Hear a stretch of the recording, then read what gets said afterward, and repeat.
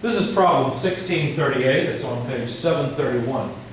The 10-inch radius brake drum is attached to a larger flywheel, which is not shown. The total mass moment of inertia of the flywheel and drum is 15 pounds force foot second squared. And the coefficient of kinetic friction between the drum and the brake shoe is 0.4. Knowing that the initial angular velocity is 240 RPM clockwise, determine the force which must be exerted by the hydraulic cylinder if the system is to stop in 60 revolutions. So let's sketch the system and think about what's going on here. There's a pivot point, labeled A, and an arm that comes down to a brake shoe. It's applied against the drum, which is pinned to ground at D. The radius of this thing is 10 inches. And there's a hydraulic cylinder attached at point B to ground at C, so that it can pull on this lever and apply the brake against the drum. By the way, the whole flywheel and everything, the moment of inertia is 15, I prefer foot pound force second squared. And remember, when they just write LB, they mean pounds force. When you write LBM, you mean pounds mass. So LBF or LB are the same thing. But LBM is mass rather than force. Now, the distance between pivot, which is supposed to be vertical, and this point is 6 inches. The distance between the point of application and B is 12 inches, and then the distance between A and B, this vertical distance, is 6 inches. Now the coefficient of friction between the shoe and the drum is 40%, and the initial angular velocity of the drum is 240 revolutions per minute in the counterclockwise direction. And the thing's supposed to come to a stop, a final speed of 0, at delta theta equals 60 revolutions. Of course, those would be counterclockwise revolutions. Now let's see. Did I miss anything? I think that's everything. Yeah, that's everything. Let's start off with the kinematics. We're supposed to find how much force the cylinder has to apply. But let's begin with the kinematics. The kinematics, or the study of motion, would tell us a little bit about this problem. In particular, let me write this equation, which is a constant angular acceleration equation. And note that from it, the only unknown is angular acceleration. So I can answer the question, what is the angular acceleration of this disk that's required? Well, let's solve for it. Final angular speed minus initial angular speed divided by 2 delta theta.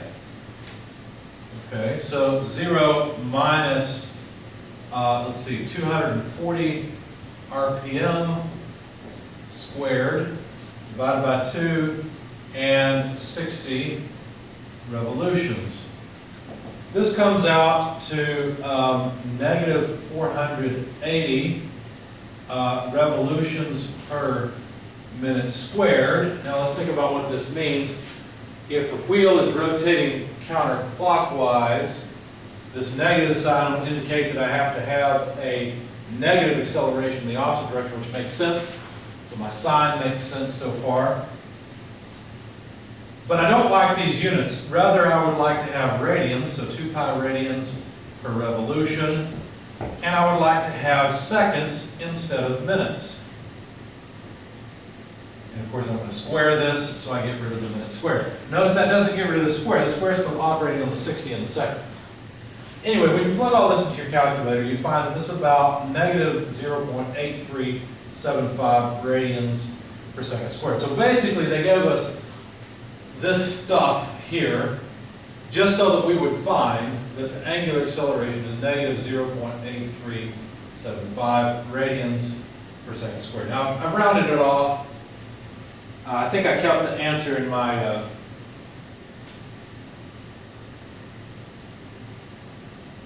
I've kept the answer in my calculator when I was going through this. Let's see.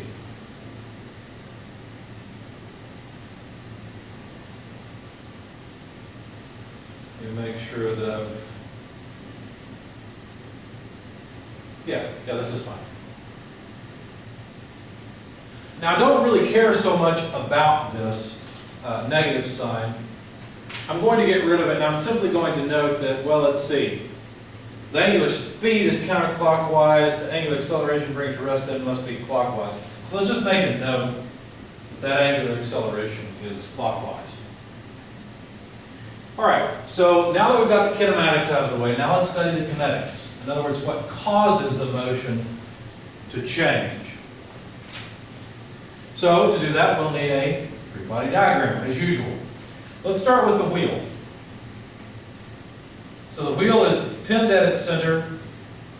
There must be some forces, but I'm just going to go ahead and, I guess I'll add ground to that, because I really don't care about the horizontal and vertical forces acting on the wheel. All I care about is the fact that there is some, let's see, frictional force. Now, the wheel's already rotating this direction. I may have made a mistake in my analysis. I'll have to double check as we go, because I drew my friction force in the wrong way. I was thinking the wheel was rotating clockwise, but in fact it's rotating counterclockwise, and so the friction force should be up. So the friction force is acting upward on the disc.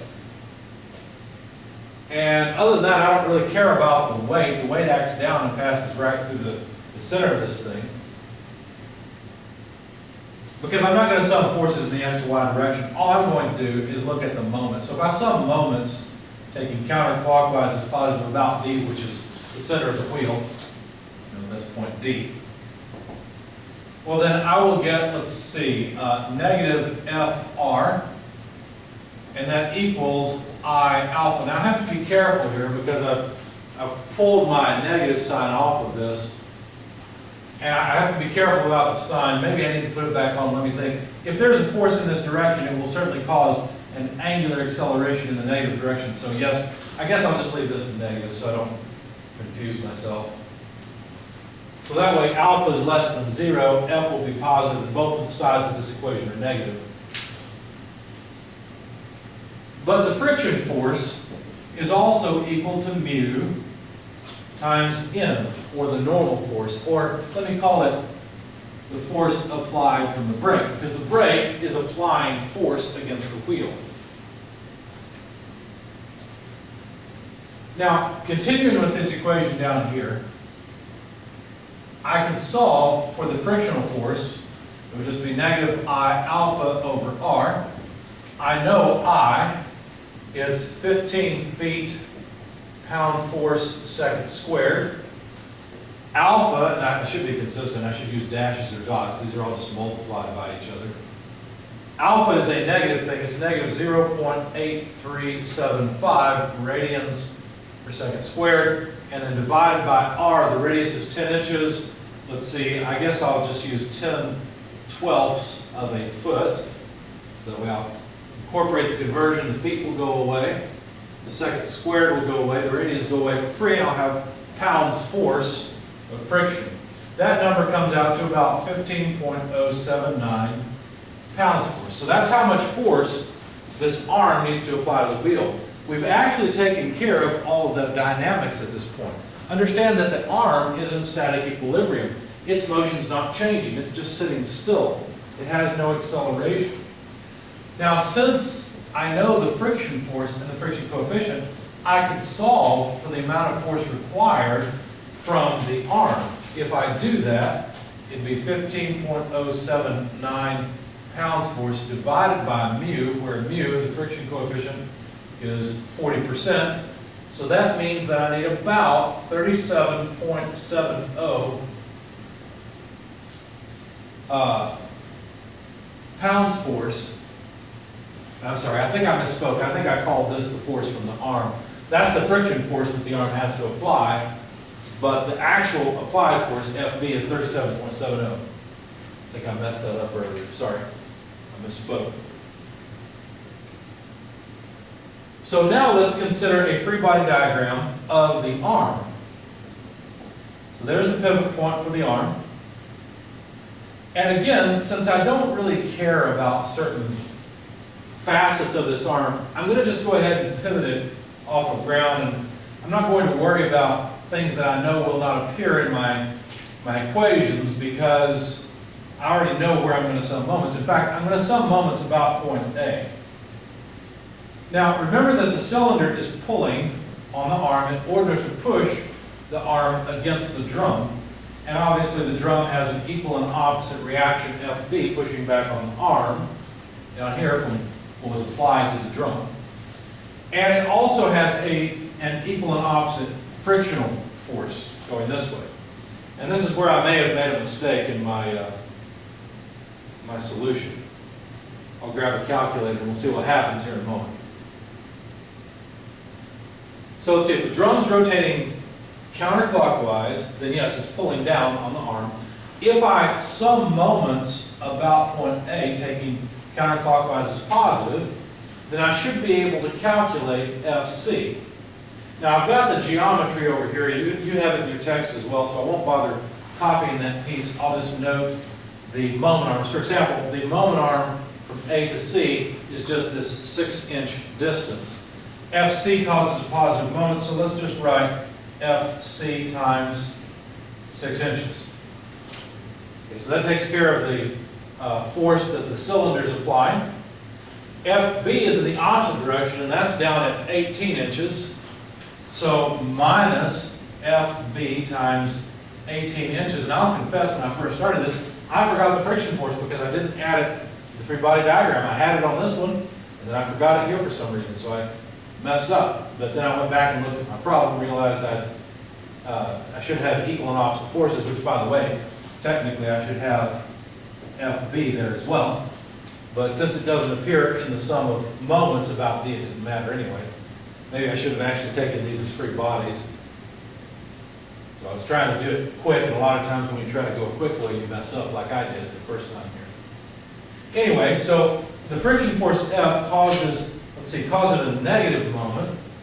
So minus F, and the moment arm of F is this 6-inch distance.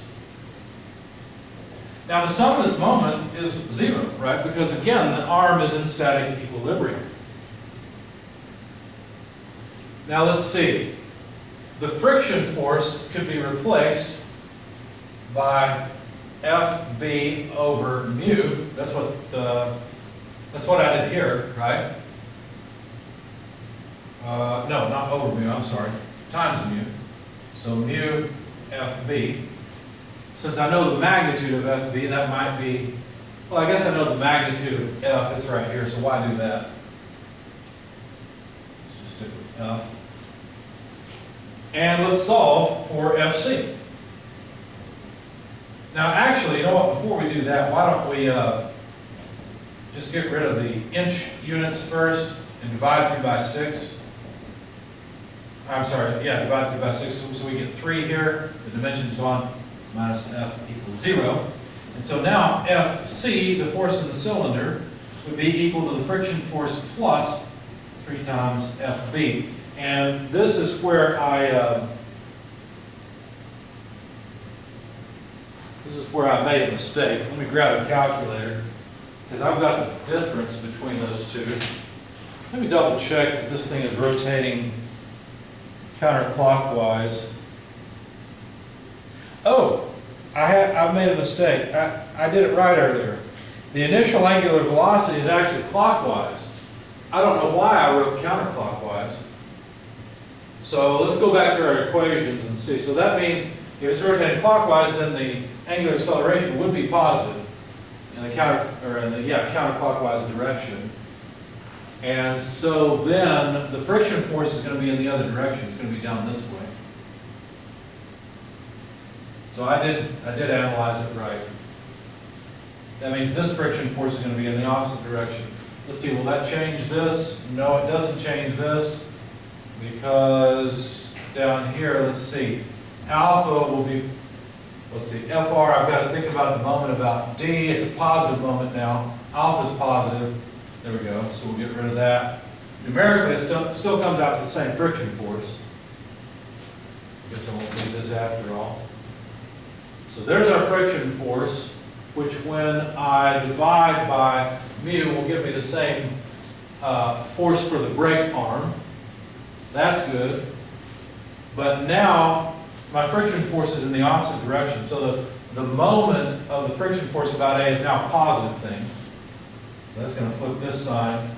And that means I'm going to have a negative F here. So this would be negative, let's see, 15.079 pounds force plus 3 times FB. But FB is 37.7 pounds force.